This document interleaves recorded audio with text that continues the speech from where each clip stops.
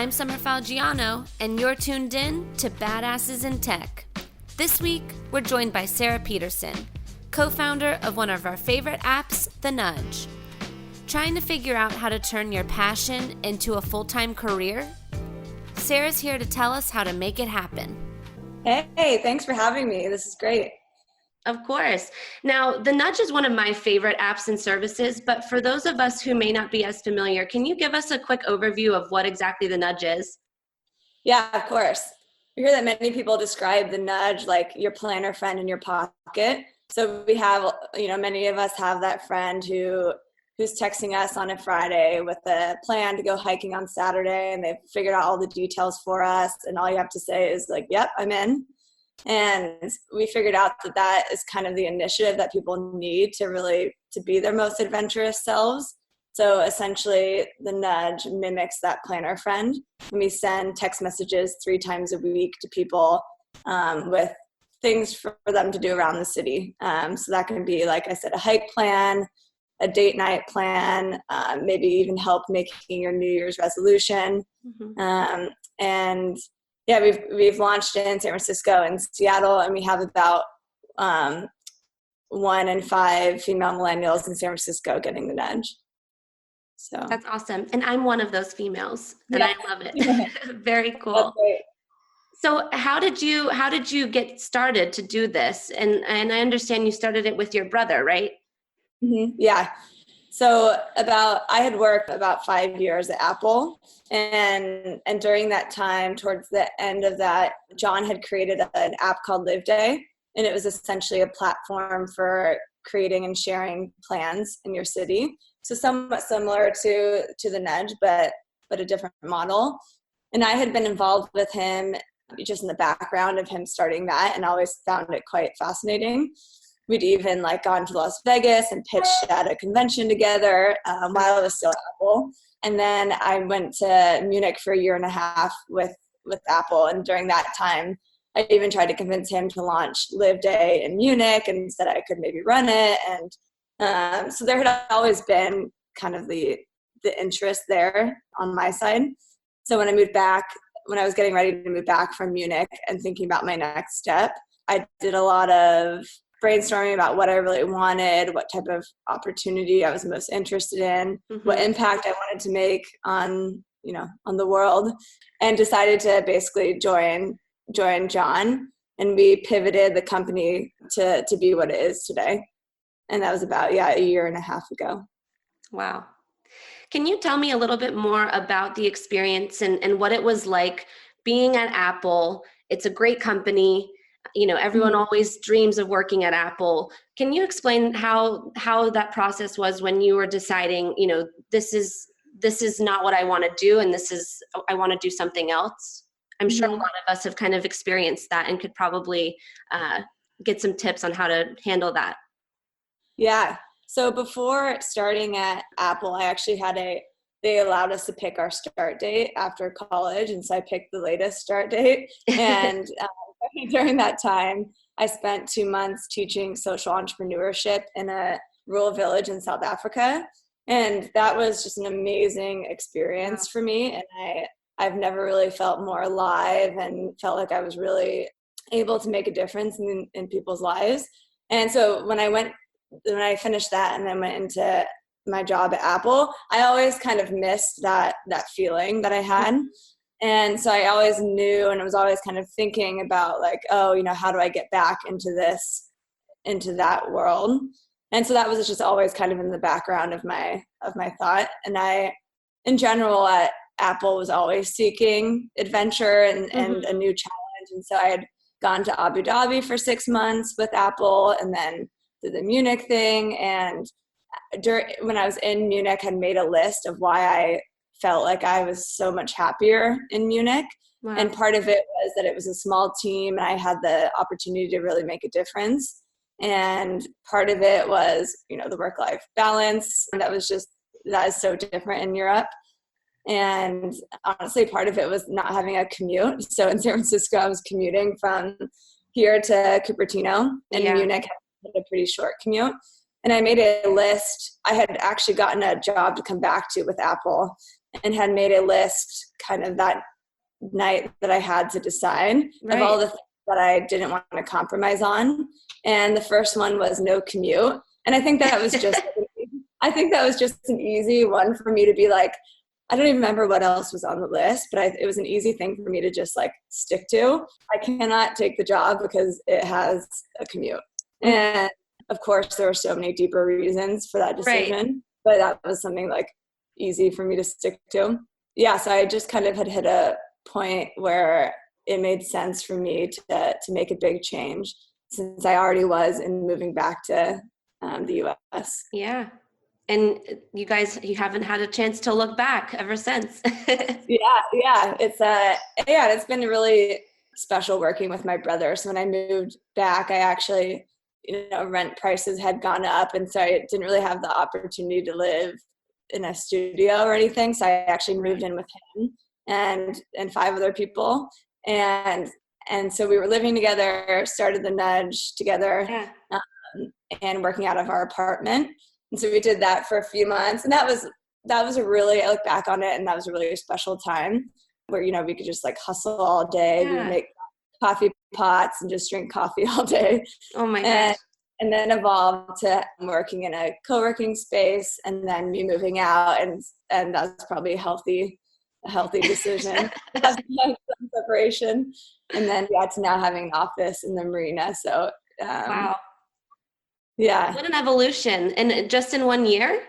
Yeah, it feels like so much longer sometimes. But yeah, we've checked off a lot of different stages within that year and a half.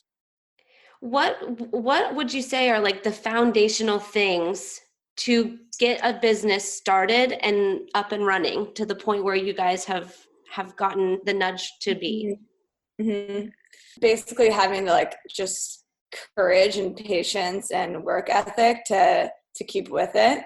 Yeah. Because obviously you're going to have a lot of ups and downs within that first few months, and a lot of people who don't believe in you, and some of those people could be friends who are just like don't really understand the concept, or you get a lot of doubt from people near and far, and so you have to have the courage to kind of work through that, and also I think the humility to ask questions and ask for help. So during fundraising, John and I had never gone through that before, and we had a group of maybe 5 people that we would email almost every day to ask questions to. And I can't wait to be that person for other people, because I just know that, and maybe we could have done it without them, but it just was incredibly helpful to have people that we could be like, hey, this investor said this thing. I have no idea what that means. How should we respond to that?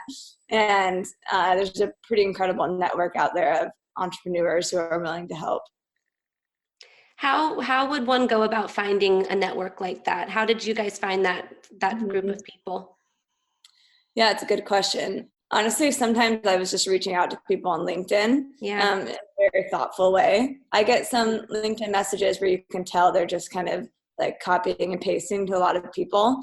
And so I think it was important that I was pretty thoughtful in reaching out to specific people, and then just asking to quickly hop on the call.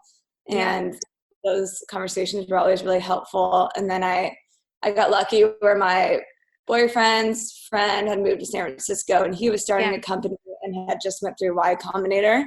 So he was really helpful, and really just trying to get connected to people. Yeah. Anyway. Yeah.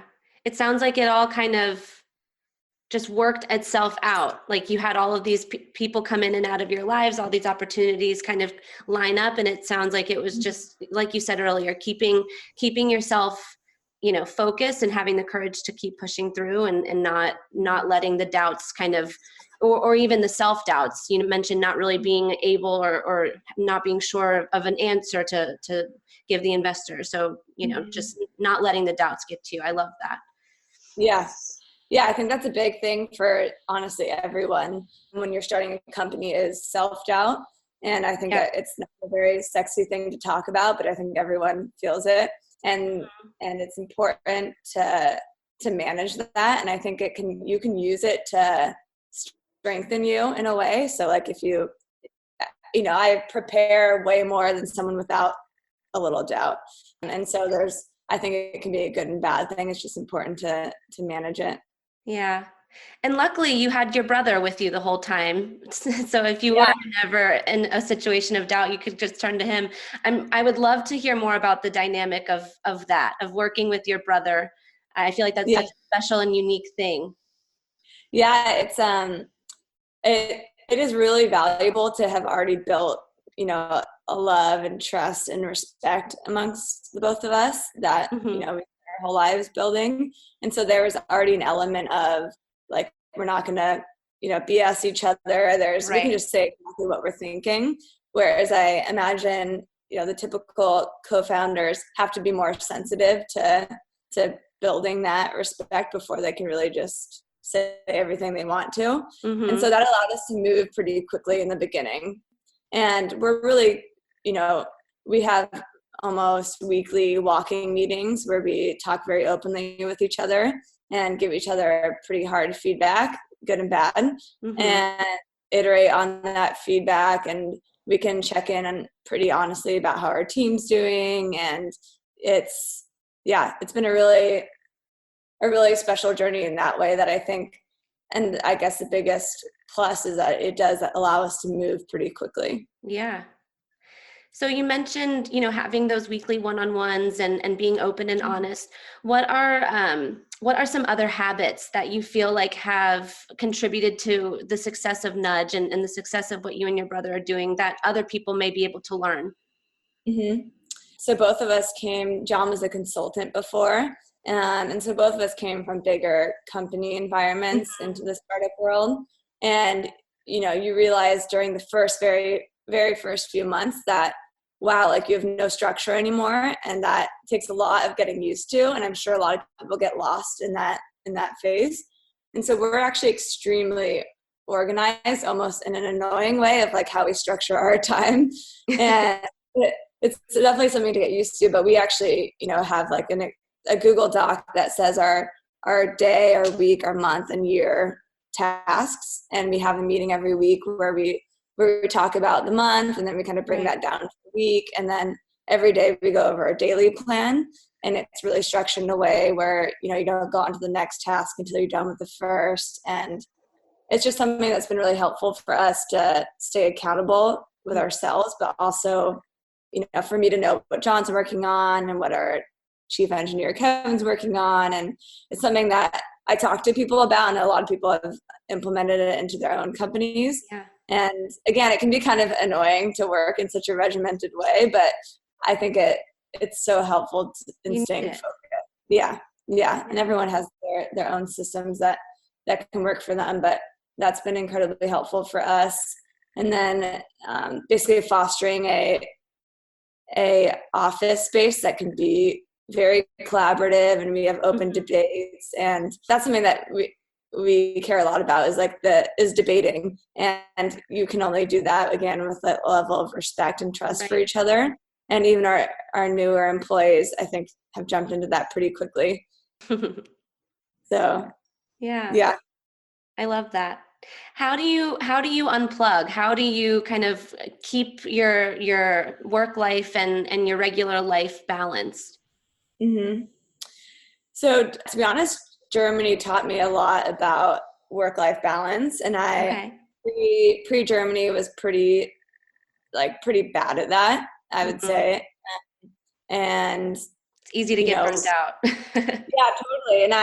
And I was even getting sick sometimes because it was just working too much. And so Germany was really helpful for me because my boss would literally at 6 p.m. be like, it's not cool for you to email me. Like you literally can't email anyone. And it took a lot of getting used to. And I literally remember my bosses just calling different business partners, calling me several times and being like, hey, Sarah, this is not a way to live your life. You need to just go chill, go to the park or go have a beer, or just, stop working after a certain point. And I hope that becomes a big part of the Nudge one day. And right now that's obviously harder because we have to be hustling more than normal because we're still quite young. But yeah, so how I mean, I think working out is really important in a time where it's, even if you can't really make time for meditation, which I would love to do every day, but Right. don't, to be honest. At least there's moments in working out where your mind is just completely off of work and you're just focused on yourself or the move you're doing. And I find that to be extremely important.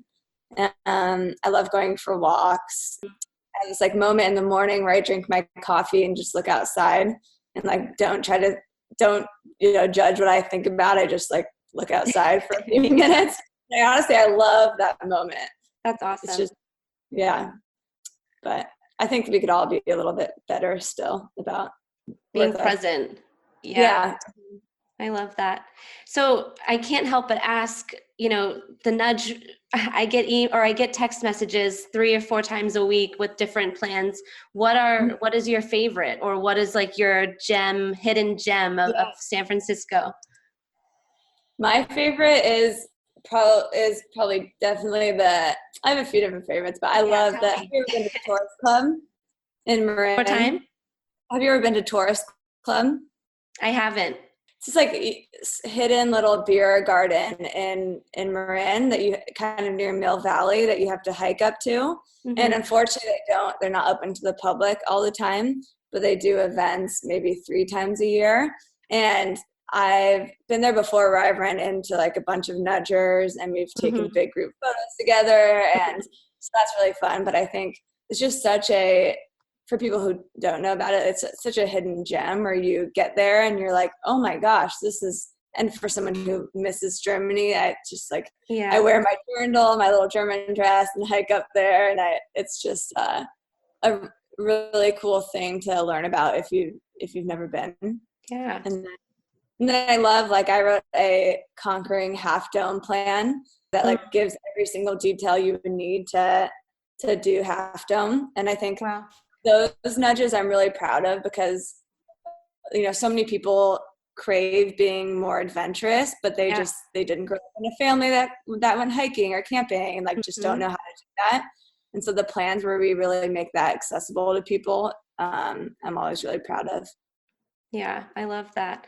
And how do you come up with the plans? I mean, is it something that you have to actually go and do, or is it, you talk to different people who have experienced that and you come up with the plans from there? Yeah, we're always starting at kind of a narrative perspective. So thinking about, where are people at right now? And maybe that's the weather or the season, obviously season or holidays that are going on or politics or things specific to the city.